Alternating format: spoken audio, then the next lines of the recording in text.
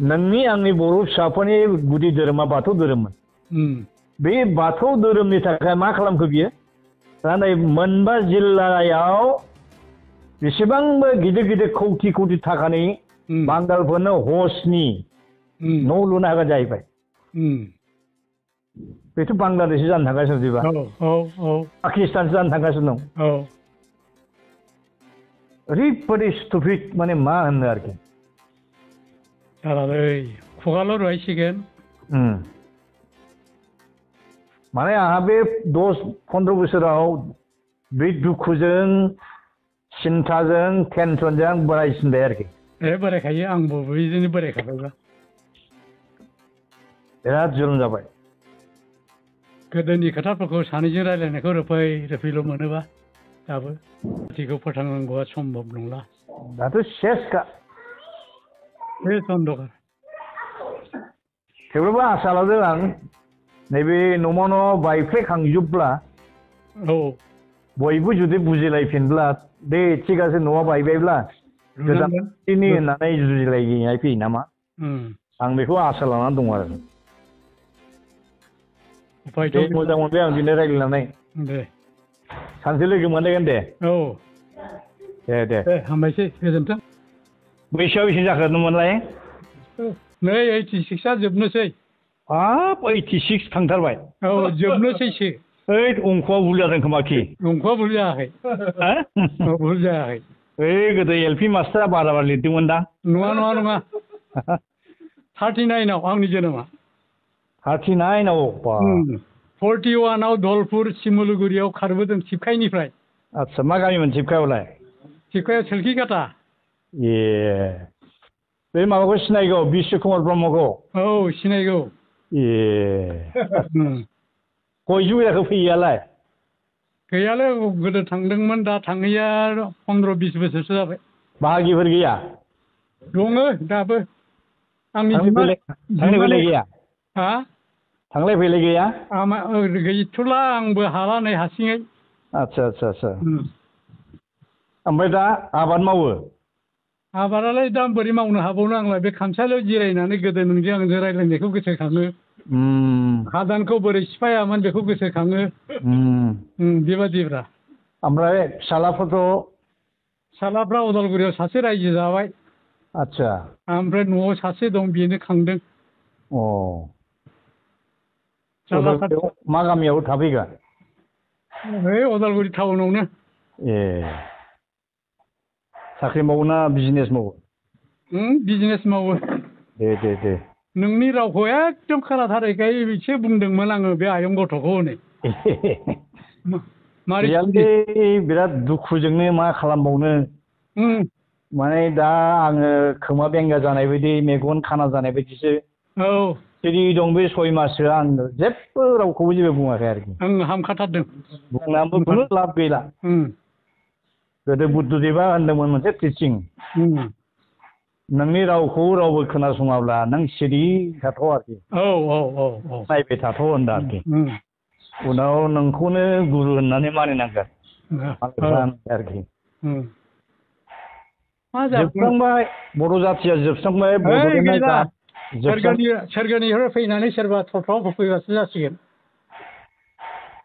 नङाबा जाला। सोरगोफुरियानो दंना गैयाथाय? जानो, ओंखायनोथ' बुंदां, सोरगोनिफ्राय सोरबा फैनानै थफ्लाव होबासो जासिगोन। हाया दा सोरगोफुरिनिफ्राय सोरबा फैयो। बर' आखल आखु नायो। मा बर'नि आखल जाखोलै बे लिडारफोरनि? मोनजाहांबा बिराद गाज्रि जायोलै। मोनजायाब्ला हाब भाइ नोंहाबो जानो गैया, आंहाबो जानो गैया, दे ज' ज' मावलायदिनि, ज' ज' थादिनि बिदि आरोखि। जै मोनजाहांबा नोंखौलाय मा फात्ता बुंनोसै, आंखौलाय मा फात्ता बुंनोसै। दा जुगा बेनो आरोखि दा। जाथियालाय बेबादि लक्षणखौ नायनानै बोरै आसा खालामनो हाबावनो। दा गाज्रिसिन मिथिबाय, गोदो जाम्बा जामथानि आमलनि साबसिनमोन। दा एडभान्सलायनो, डेभेलपलायनो, बिराद लेखा रोंबायलायनो। गाज्रिसिन दा। लेखाबो फरिखा होनांलाबा, ओरैनो पास जाबायबा मा गियान दंबावोब्रा, रोंदों मालाय। जादों। असे खोथा बुंबा दायसो जायो। बै गेलिलिउनि जुगा दा फैफिनबाय। औ औ औ दा जुदि हाग्रामा ओमफ्राय प्रमद बाबु मोना बुङोब्ला ओइ जाम्बाफोर बर'फोर साना मैयानिफ्राय सोनाबनिफ्रायसो ओंखारग्रा जाबायलै औ हाब माबोरै होनखोब्रा नंथ्रालै होनबाय।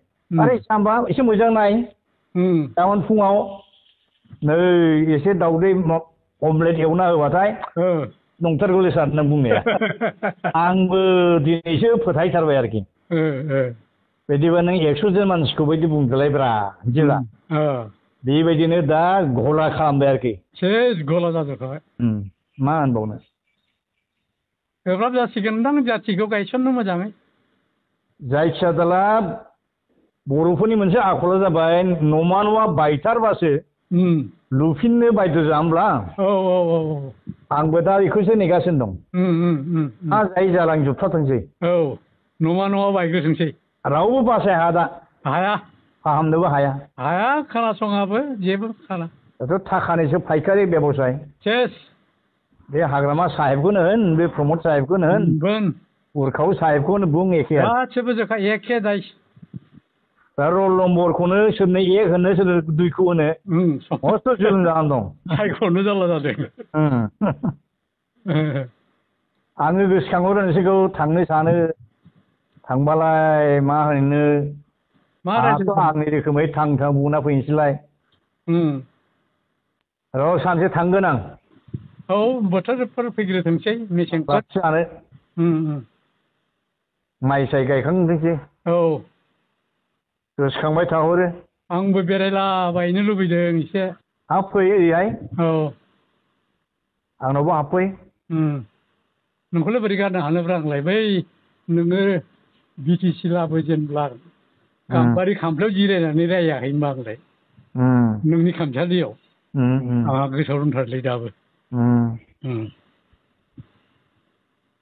जाला जाला जोब्बाय जाय बड'लेण्डखौ फिसा बायदि 6 मास उदैयाव गोरबोआव लानानै बिमाया 9 दाननि उनाव उजिहोबाय मोलाय जोसि मोस्रोम जोसि खांबाय दिनै बे बड'लेण्ड फिसा गोरलैया दिनै बेमार जों अरजाबाय होनदों मोख्रा खाया नांबाय होनबाय बेसेबां दुखु खथ' खस्थ' खालामनानै खांबाय उजिहोबाय आरो बे गथ'आ एखेबारेनो मोख्रा खाया नांबाय आरो बेखौबो ओरैनो मोनाखै अनेक अजानाव थांदों अनेक डाक्टारनाव थांदों गथ'खौनो मोना लास्टआव मोनबाय इसोरनि अननायाव मोनखो मोदायफोरनि अननायाव मोनखो डाक्टार अजाफोरनि अननायाव मोनखो जायखिजाया सासे गथ' मोनबायमोन बे नामानो बड'लेण्ड होनदों दा बे बड'लेण्ड गथ' गोरलैयाबो दिनै सेस थैलांफिनसै मोख्रा खाया नांनानै दे मा जाखोब्लाय नाम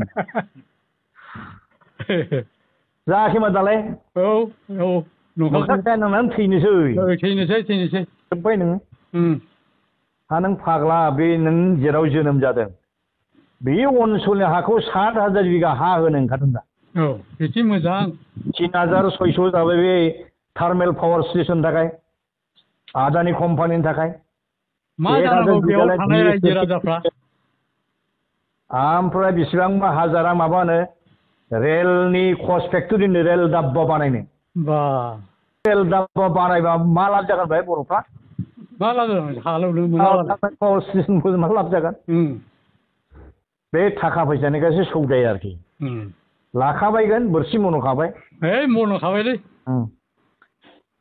दा आङो दुखुजों जाबजों थांथ'वाखै दा भलन्टियार फर्सनि सेंग्राफोर दाख्लै आंनाव फैदों जोंजों नोंबो थांफानांसिगौ 25 थारिखहालागै होनदों आरोखि थांगोन दे होनना बुंदों बिराद जारला जाबाय उफाय दंब्ला बोरैबा नाथ्रोदनो बुद्धि खालामदोलै नोंथां आङो माखासे मानसिखौ होनबाय माने दिल्लीयाव मोननै कमप्लेन हरनांगौ मोनसे जाबाय नेसनेल ग्रिन ट्रिब्युनेल एरियामोन नालाय बे नेसनेल ग्रिन ट्रिब्युनेलनि पारमिसन मोनाबा कनकारेन्ट मोनाब्ला हाया हाग्रानि हाखौ सिफायनो ओमफ्राय मोनसे दङ national commission for scheduled tribe ट्राइबेलनि हाखौ जाहा दांलाबायनो मोना दा बे जोंहा प्रमद बाबुनि गभर्नमेन्टआथ' ट्राइबेल गभर्नमेन्ट नंलाब्रा नाय नङालै नन ट्राइबेलनि गभर्नमेन्टसै औ हेमन्त बाबुनिसो गभर्नमेन्ट दा बियो हारसाफोरनिसो गभर्नमेन्ट आदा नुबाय साला स्टुपिड ग्रेट नोंनि आंनि बर' फिसाफोरनि गुदि धोरोमा बाथौ धोरोममोन बे बाथौ धोरोमनि थाखाय मा खालामखो बियो दा नै मोनबा जिल्लायाव बेसेबांबो गिदिर गिदिर कौटि कौटि थाखानि बांगालफोरनो हजनि न' लुनो हागोन जाहैबाय बेथ' बांलादेशसो जानो थांगासिनो बिदिबा पाकिस्तानसो जानो थांगासिनो दं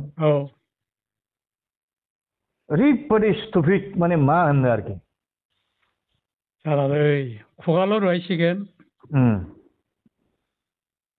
माने आंहा बे 10-15 बोसोराव बे दुखुजों सिन्थाजों टेनसनजों बोरायसिनबाय आरोखि बोरायखायो आंबो बिदिनो बोरायखाबायबा